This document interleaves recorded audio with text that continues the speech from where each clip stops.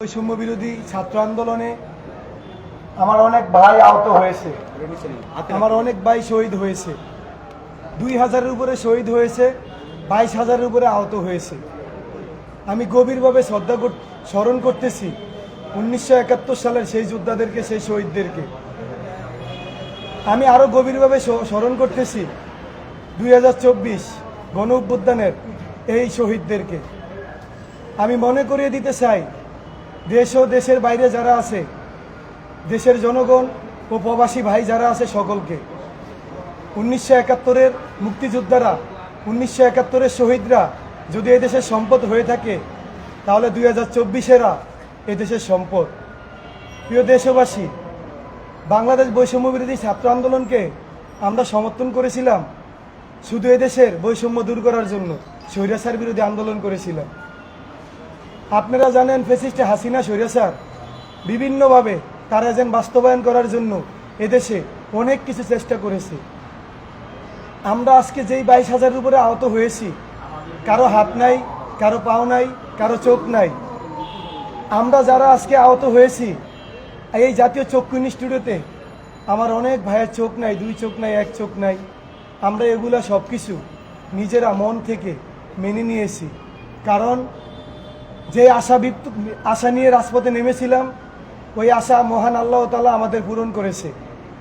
Fascist Hasina এদেশের থেকে চলে গিয়েছেন, এদেশের মানুষের ভিতরে শান্তি এসেছেন, গণতন্ত্র ফিরে এসেছেন, রাষ্ট্রযন্ত্র সুন্দরভাবে পরিচালনা করার মতো সেই সুযোগ পেয়েছেন। প্রিয় দেশবাসী, বিভিন্ন রাজনৈতিক দল এদেশের একটা অংশ, তাদেরকে আমরা শ্রদ্ধা জানাই, কারণ আমরা এদেশের জনগণ। আহত হওয়ার পরে 24-এ আমরা এদেশের রাষ্ট্রীয় সম্পদ হয়ে দাঁড়াইছি, এটা আমরা নিজেরা নিচ্ছি। আমরা যখন ছাত্র আন্দোলনে নামি, এদেশ আইনশৃঙ্খলা বাহিনীর থেকে বিচ্ছিন্ন হয়ে যায়। এদেশে আগস্টের 5 তারিখের পর থেকে নির্যাতন, জুলুম, অত্যাচার ছাত্রলীগ, যুবলীগ, আওয়ামী লীগের শুরু হয়ে যায়। খুন, ডাকাতি, বিভিন্নভাবে লুটপাট তারা করে। আমাদের দেশের জনগণ আইনশৃঙ্খলা বাহিনীর থেকে তখন ব্যর্থ হয়ে পড়েছে, তারা ভেঙে পড়েছে যে আইনশৃঙ্খলা বাহিনী যদি শক্তিশালী না হয় তাহলে দেশের কি পরিস্থিতি হবে। তখনই এদেশের জনগণের মতামতে, এদেশের মানুষের মতামতে এই বৈষম্য বিরোধী ছাত্র আন্দোলনের কেন্দ্রীয় সমন্বয়ক ও যারা আহত হয়েছে তাদের মতামতে, বিশ্বের মতামতে একটি সরকার গঠন করা হয়। 8 আগস্ট বাংলাদেশের অন্তর্বর্তীকালীন সরকার ডক্টর মোহাম্মদ ইউনূস সাহেব, তিনি শপথ গ্রহণ করেন 17 জন উপদেষ্টা নিয়ে। এই উপদেষ্টা রাষ্ট্রের জন্য হয়েছে, তারা রাষ্ট্রের জন্য কাজ করবে, আমরা এটা আশাবাদী। যদি তারা রাষ্ট্রের জন্য কাজ না করে, সাধারণ জনগণের জন্য যদি কাজ না করে, এই আহত ছাত্র জনতা যে কোনো সরকার আসুক না কেন, সে রানিং থাকুক বা পরবর্তীতে আসুক, যে কোনো সময় তারা গর্জন দিয়ে উঠবে। কারণ আমরা চোখ হারিয়েছি, হাত হারিয়েছি বৈষম্য দূর করার জন্য। এই বৈষম্য সাধারণ জনগণের উপরে কখনো আমরা বয়ে যেতে দিব না, তাদের উপরে হেলে হটতে দিব না। আমরা একটি কথা আপনাদের মাধ্যমে, মিডিয়া ভাইদের মাধ্যমে বলে দিতে চাই, সাধারণ জনগণ, আপনারা আমাদের ভাই, আপনারা আমাদের মা। আমরা যখন রাজপথে কান্না করেছি, আপনাদেরকে ডেকেছিলাম, তখন আপনারা আমাদের অভিভাবক হিসাবে এসে রাজপথে দাঁড়িয়েছিলেন। আমরা আজকে বিভিন্ন রাজনৈতিক প্যানেলে বিভিন্নভাবে আমাদেরকে দাওয়াত করা হয়। আমরা প্রোগ্রামে যাওয়ার কারণ একটাই, আমরা আমাদের কথাগুলো উপস্থাপন করতে কখনোই পারি নাই, কারণ আমরা আহত, আমরা অসুস্থ, আমরা হাসপাতালের বারান্দায় শুয়ে থাকি। আমরা যে কথা বলবো কারোর সাথে বা আমাদের কথাগুলো উপস্থাপন করব, আমরা পারি না করতে। তাই আমাদেরকে বিভিন্ন রাজনৈতিক প্যানেল থেকে যদি ডাকা হয়, আমরা বুঝে ও না বুঝে আমরা আহতরা চলে যাই। কারণ আমাদের পুনর্বাসন, আমাদের উন্নত ট্রিটমেন্ট, আমাদেরকে 1971-এর যোদ্ধাদের মতো ও শহীদদের মতো জাতি থেকে আমাদেরকে জাতীয় বীরের মর্যাদা দিতে হবে। ওই আশা ব্যক্ত করে আমরা সকলের কাছে যাই যে আমরা মিডিয়া ভাইদের সামনে আমাদের কথাগুলো উপস্থাপন করতে পারবো, এদেশের জনগণকে জানাতে পারবো, এদেশের জনগণ জানবে। এই আশা ব্যক্ত করে আমরা সকল মানুষের দাওয়াতে আমরা অংশগ্রহণ করি। বিগত কয়েকদিন যাবৎ আমাদেরকে অনেকভাবে, অনেক সংস্থা, অনেক দিক থেকে আমাদেরকে দাওয়াত করা হয়। আমরা নিজেরা মানসিক শারীরিকভাবে অসুস্থ থাকার কারণও তারপরও আমরা আমাদের আহতদের পক্ষ থেকে 2-4 জন 5 জন পাঠানোর ব্যবস্থা আমরা করি। কারণ একটাই, আমাদের এই কথাগুলো কোথায় আমরা তুলে ধরব? আমাদের যিনি অন্তর্বর্তীকালীন সরকার এসেছেন, যিনি আজকে এই রাষ্ট্রের দায়িত্বে আছেন, সমন্বয়ক যারা রাষ্ট্রের দায়িত্বে আছেন, তারা তো শুধু আমাদেরকে নিয়ে কাজ করলে হবে না, তারা রাষ্ট্রের সকল জনগণকে নিয়ে কাজ করবে, তারা রাষ্ট্রকে নিয়ে কাজ করবে। আমরা এই ছাত্র জনতা যেই গণ অভ্যুত্থান ঘটিয়েছি, 1971-কে হার মানিয়েছি আমরা, এটা আপনাদের স্বীকার করতে হবে। এই জাতি, আমাদের মনে আজ কত কষ্ট, আমরা দুঃখ কষ্ট নিয়ে, লাঞ্ছনা নিয়ে জাতির কাছে আজ আমরা হেয় হচ্ছি।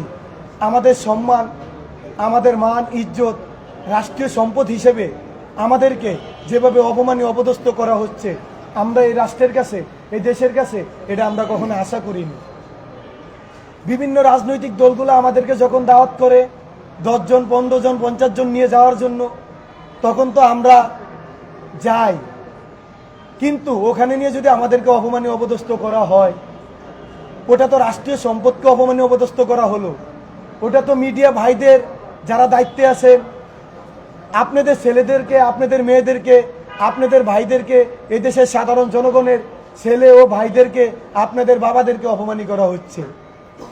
আমরা যদি ভালো থাকি রাষ্ট্রীয় সম্পদ হিসেবে, তাহলে আমাদের বাবা মারা ভালো থাকবে। আমরা যদি রাষ্ট্রীয়ভাবে সম্মাননা পাই, আমাদের বাবারা রাষ্ট্রীয় সম্মাননা পাবে।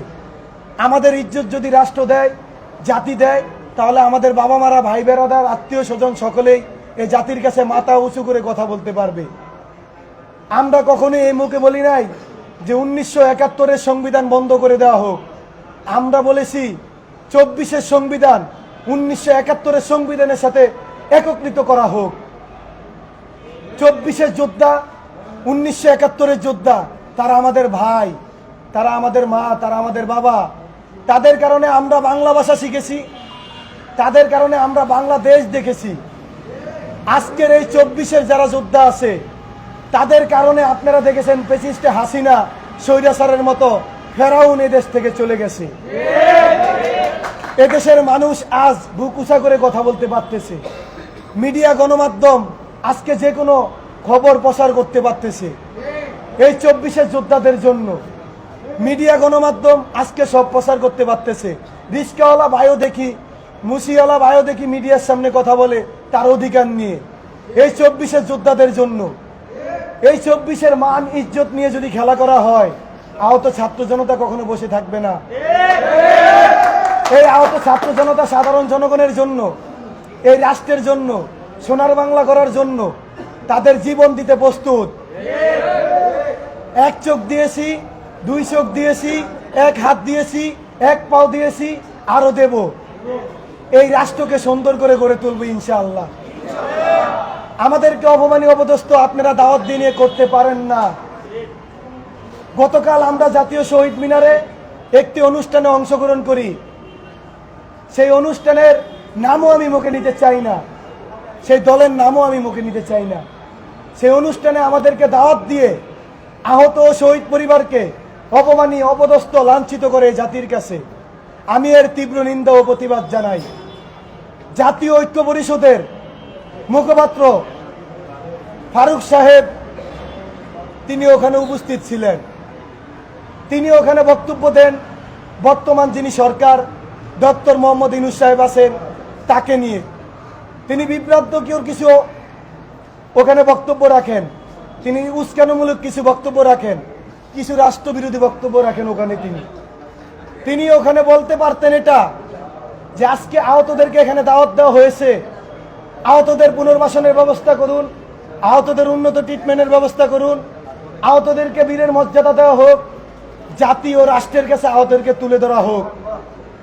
এই আহতরা ও শহীদরা তারা কি না করেছে এই 24-এ এসে। এই 24-এর আজ মুক্তিযোদ্ধা, এই 24-এর ভাইরা চিরতর অন্ধ হয়ে গেছে আপনাদের জন্য, আমাদের বাবা মায়েদের জন্য, এই দেশের মানুষের জন্য, রাষ্ট্রের জন্য। ডক্টর ইউনূস সাহেব বলেছেন প্রতিবার যে আমি রাষ্ট্র সংস্কার করব, তিনি আমাদের রক্তের উপর দিয়ে বসছেন। আপনারা একবারও চিন্তা করেছেন? তিনি কিন্তু বলে নাই যে আমি আহতদেরকে সংস্কার করব।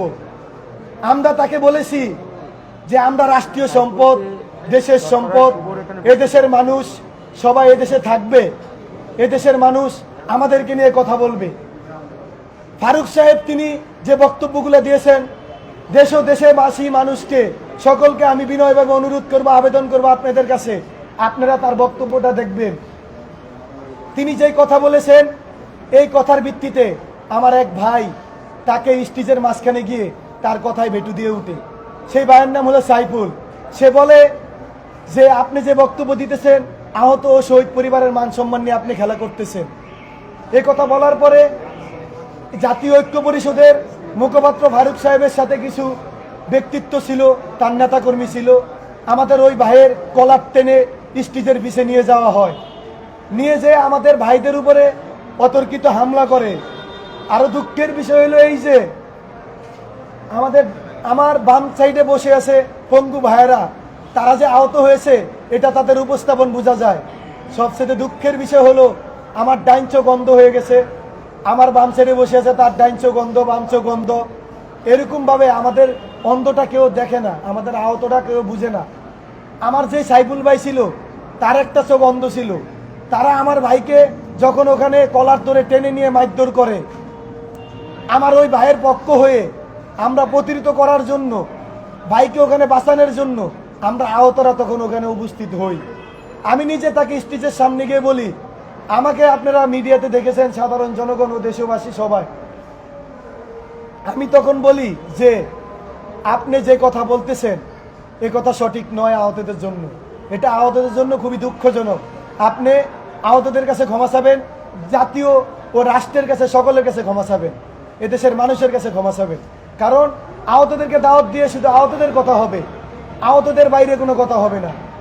তখন এক পর্যায়ে তার জাতীয় ঐক্য পরিষদের সভাপতি ও সেক্রেটারি যারা আছেন তারা বলেছেন যে ওখানে নাকি তাকে ছুরি দিয়ে জখম করা হয়েছে। আহতরা গিয়েছে হুইল চেয়ারে, আহতরা গিয়েছে লাঠি নিয়ে, আহতরা গিয়েছে কাঁধে হাত দিয়ে। আহতরা ছুরি পাবে কোথায়? আহতরা তো হাসপাতাল থেকে গিয়েছে, আহতরা তো আর কারো বাসা থেকে যায় নাই, ওখানে ছুরি উল্লেখ করা হয়েছে। আমার জানা সত্ত্বে যখন সে আমাদের ভাইদের উপরে হামলা করে তার নেতাকর্মীরা, আমরা বিতর্কই করার জন্য আমি আপনাদের কাছে বলতে চাই, জনগণ, সাধারণ জনগণ, আমাদের মা ও বাবাদের কাছে, যখন আমাদেরকে মারবে সে যেই দলই হোক না কেন, আমার জীবন বাঁচানোর জন্য তো আমি জীবন রক্ষা করব। এক পর্যায়ে তাকে আমরা ধাক্কা দেই, ধাক্কা দেওয়াতে সে বিভিন্ন ভাবে ওখানে দৌড়াদৌড়ির ভিতরে সে পড়ে যায়। পড়ে গিয়ে আমরা জানি তার মাথাটা হয়তো বা ফেটে গেছে, কিন্তু সে বলছে, তার নেতাকর্মীরা বলছে তারা ছুরি দিয়ে জখম করে হয়েছে। আমরা এর তীব্র নিন্দা ও প্রতিবাদ জানাই। আমরা আহত ছাত্র জনতা সন্ত্রাস নয়, আমরা আহত ছাত্র জনতা গুন্ডা নয়। আমাদেরকে, আমার নাম মোহাম্মদ আবির আহমেদ শরীফ, হিল্লুল, শাওন, কোরবান, দুলাল, এরকম মামুন, তনয়, রিয়াদ, এরকম অনেকজনকে তারা তাদের বিভিন্ন পেজ থেকে, বিভিন্ন মিডিয়ার থেকে, তাদের ফেসবুক থেকে আমাদেরকে নিয়ে স্ট্যাটাস দিয়েছে যে আমরা নাকি সন্ত্রাসী। আমাদের ব্যাকগ্রাউন্ড আপনারা চেক করে দেখুন, আমাদের ব্যাকগ্রাউন্ড হাতিয়ে দেখুন। আমরা 2024-এর যোদ্ধা, আমরা 2024-এর বীর, আমরা যে কোনো স্বৈরাচার বিরোধী আন্দোলন করার জন্য প্রস্তুত। আমরা কোনো দলের নয়, আমরা দেশের, আমরা জাতির সম্পদ, আমরা রাষ্ট্রের সম্পদ। আমাদেরকে অপদস্থ করা হলে তাহলে এই দেশকে ও দেশের মানুষকে কারা ভালোবাসবে?